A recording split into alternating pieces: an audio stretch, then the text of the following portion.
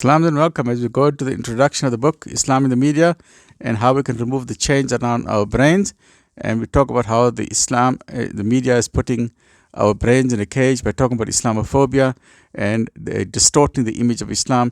And in this book, more than 1,000 pages, I'm giving the true perspective of Islam and not what you read in the media. So if you're not a Muslim, I'm going to tell you the basics about Islam, the basics. You then judge, is what the media telling you correct or what the truth is. You decide. Choice is yours. Okay.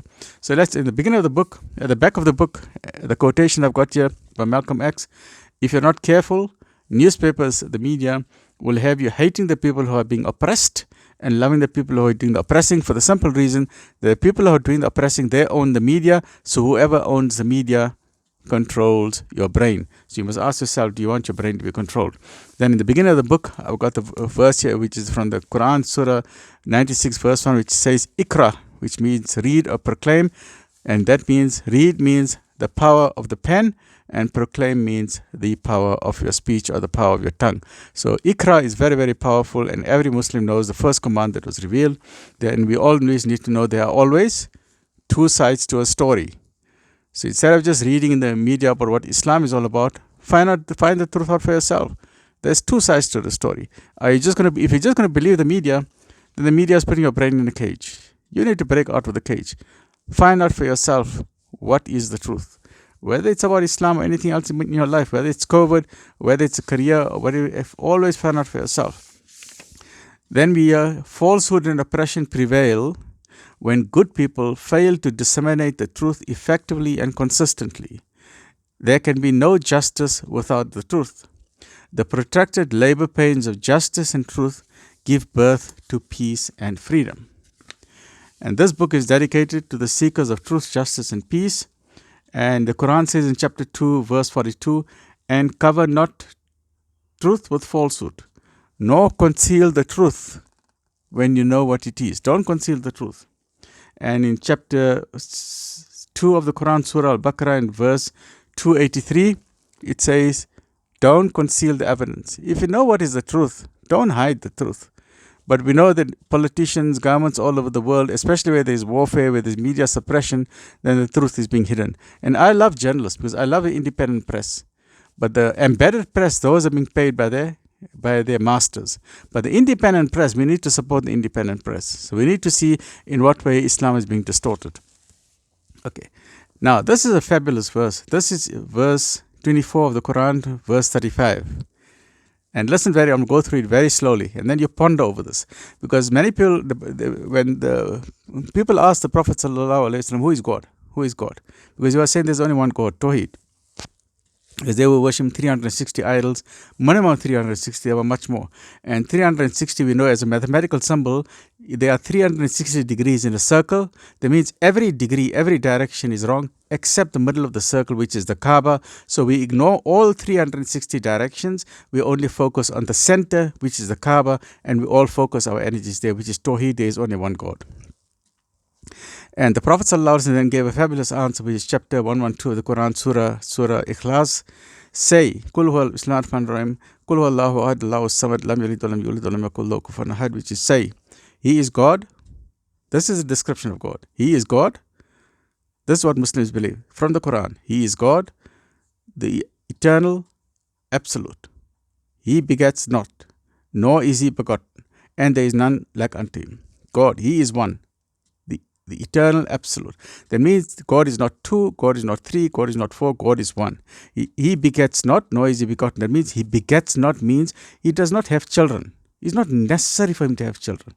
Nor was he born out of anybody. He does not have a mother. He does not have a father. He does not have aunties and uncles. He does not have nephews and nieces. He does not have children.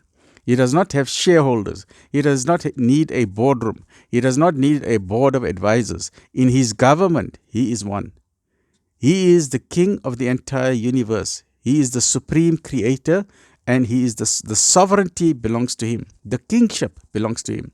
He does not need premiers. He does not need senators. He does not need members of parliament. He is one. He makes decisions by himself. When he wants to create something, he said, be, and it is. He does not need a team of architects to say, what kind of a universe I want to create. Hey, guys, give me some suggestion. No, he designs himself. And he doesn't have to think about it. Must I create an elephant? Or what kind of a universe must I... No, he just says, be, kun, fayakun. Meaning he just has to say, be. And the entire universe comes into existence. The universe was nothing. Absolutely nothing. There was no matter. There was no antimatter. There was no dark energy. There was nothing. There was only God existed. He exists before and he continues to exist. He exists before the before and he continues to exist after the after. When he said kun, matter came into existence. It was a big bang explosion. We then have trillions of galaxies and stars. This was 13.8 billion years ago. And out of that foam of bubbling heat, we cannot count how many megatons of Hiroshima bombs.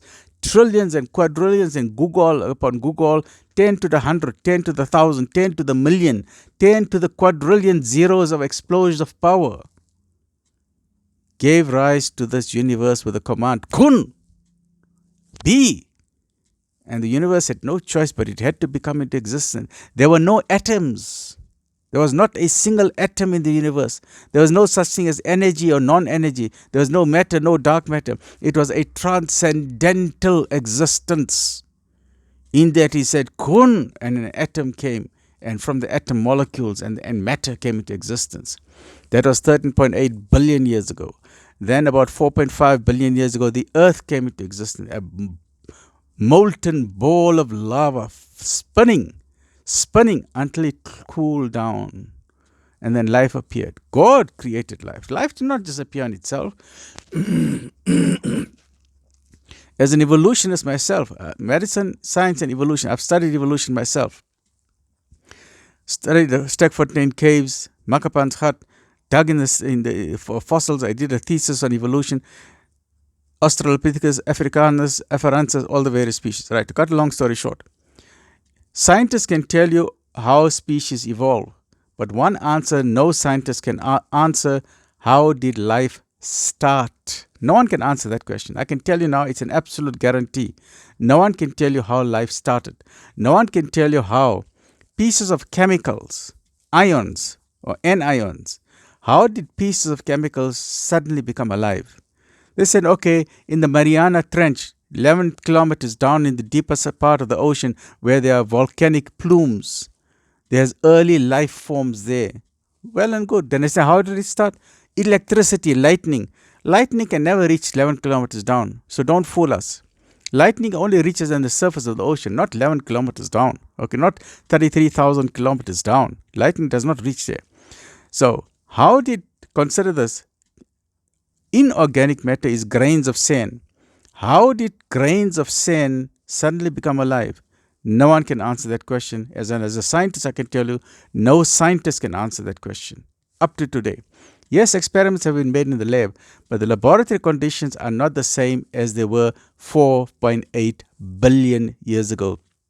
Earliest fossil found in Australia, in the western part of Australia, I think it's in Shark Bay, one of the bays there in the cove, and a multicellular organism about 4.2 billion years ago. So life started many, many billions of years ago.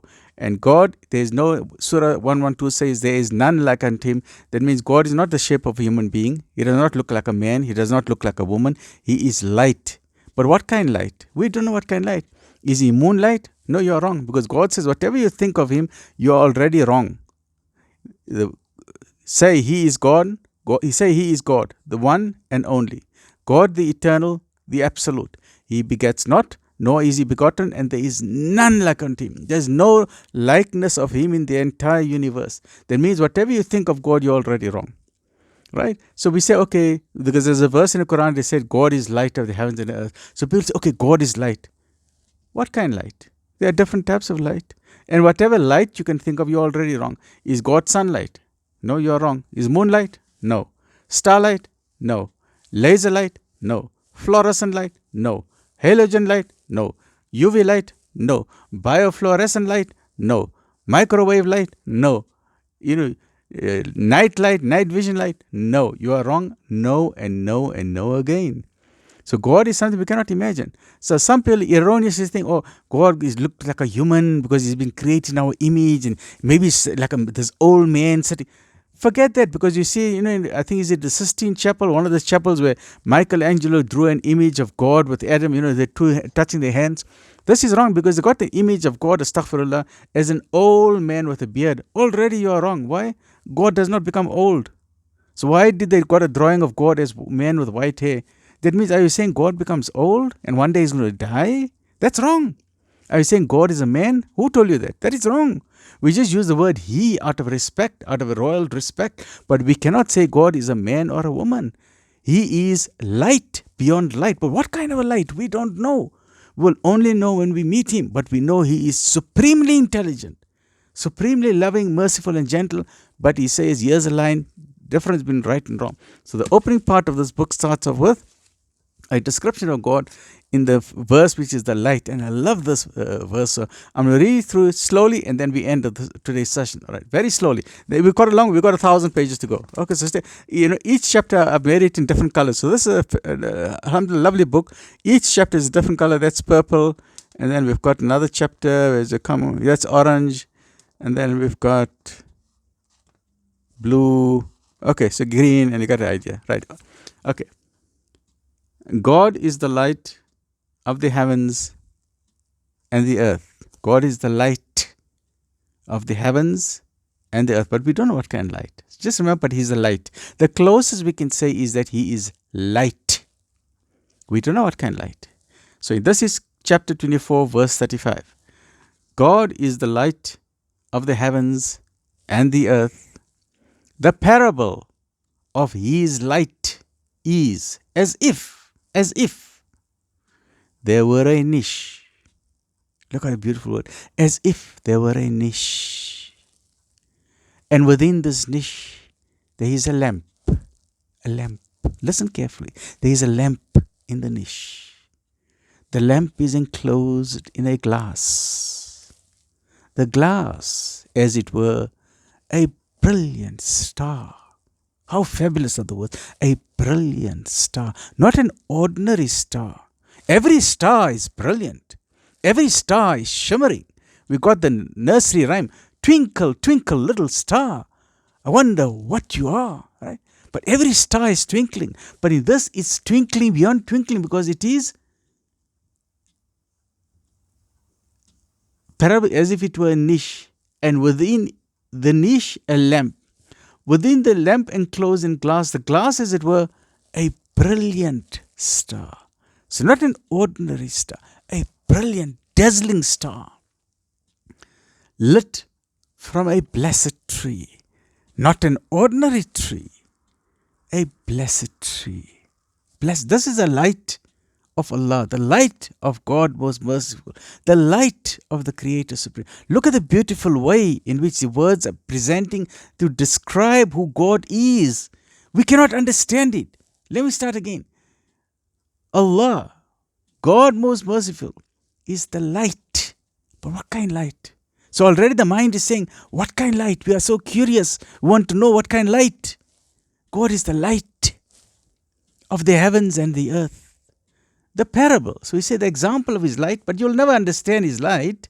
But the parable of his light is as if there were a niche. And within the niche a lamp. And the lamp enclosed in a glass. The glass, as it were, a brilliant star. A brilliant star. Lit from a blessed tree. Not an ordinary tree, a blessed tree. An olive. Wow, the sacred tree, the blessed tree, the olive tree. Neither of the east nor of the west. The olive tree does not come from the east nor of the west. Whose oil, the oil of the lamp, we're talking about the oil, is well nigh luminous. Though fire scath touch it. Fire did not even touch it, but that lamp is already lighting up without fire. The lamp is lighting up. The oil is lighting up. The glass is lighting up. The niche is lighting up. Everything is lighting up.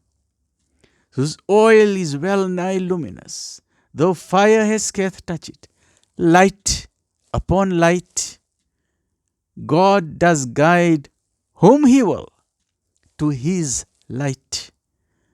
Allah God, most merciful, does set forth parables for men.